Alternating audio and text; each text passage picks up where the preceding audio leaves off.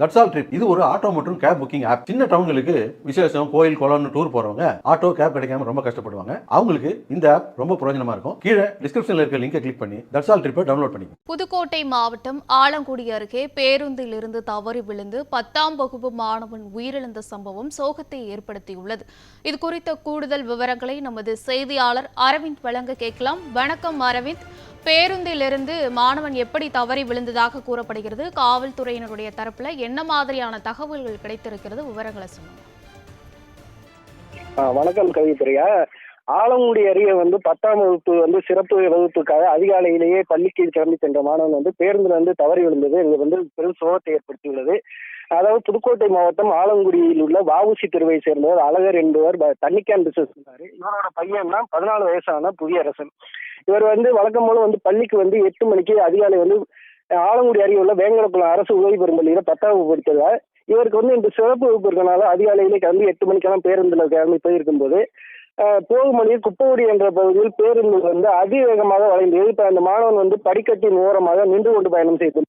அப்போது பேருந்து அதிவேகமாக வளைந்தது நிலை தடுமாறி கீழே தலையில் பலத்த காயமேற்பட்டு சம்பவ இடத்திலே உயிரிழந்துள்ளார். இதை தெரிந்து அக்கம் பக்கத்தில் இருந்தவர்கள் மாணவனை மீட்டு ஆம்புலன்ஸ்க்கு தொடர்பு மாணவனை மீட்க முயற்சித்தது. ஆம்புலன்ஸ் வர தாமதமாகிறது. இதனால் அவ்வழியாக ஒரு டாடா ஏசி வாகனத்தில் மாணவனை ஏற்றி ஆலங்குடி அரசு மருத்துவமனைக்கு கொண்டு பரிசோதனை செய்துள்ளனர். அப்போது மாணவன் வரும் வழியிலே இறந்துவிட்டதாக மருத்துவமனை நிர்வாகம் தெரிவித்துள்ளது. இதைத் தொடர்ந்து போலீசார் பேருந்தை அந்த தனியார் பேருந்தை பறிமுதல் செய்து காவல் நிலையம் கொண்டு வந்ததோடு அங்கே ஓட்டுநரையும் கைது செய்தனர். இது சம்பந்தமாக தகவல் அறிந்து மாணவனின் உறவினர்கள் காவல் நிலையத்தை முற்றுகையிட்டு ஒரு வாக்குவாதத்தில் ஈடுபடுங்க. அப்போது பேருந்து ஓட்டிய ஓட்டுநருடைய வாகன உரிமம் இல்லை, அவர் வாகனம் காலாவதியை ஆகிவிட்டது என்று கூறி போலீசாரிடம் வாக்குவாதத்தில் ஈடுபட்டனர். அப்போது போலீசார் முறையாக விசாரணை மேற்கொண்ட நிலையில் தற்போது மாணவனின் உடல் புதுக்கோட்டை அரசு மருத்துவமனையில் வைக்கப்பட்டுள்ளது. இந்த சம்பவம் மாணவன் இறந்த சம்பவம் இப்பகுதியில் மிகுந்த சோகத்தை ஏற்படுத்தியுள்ளது. கவிப்பிரியா, விவரங்களுக்கு நன்றி அரவிந்த்.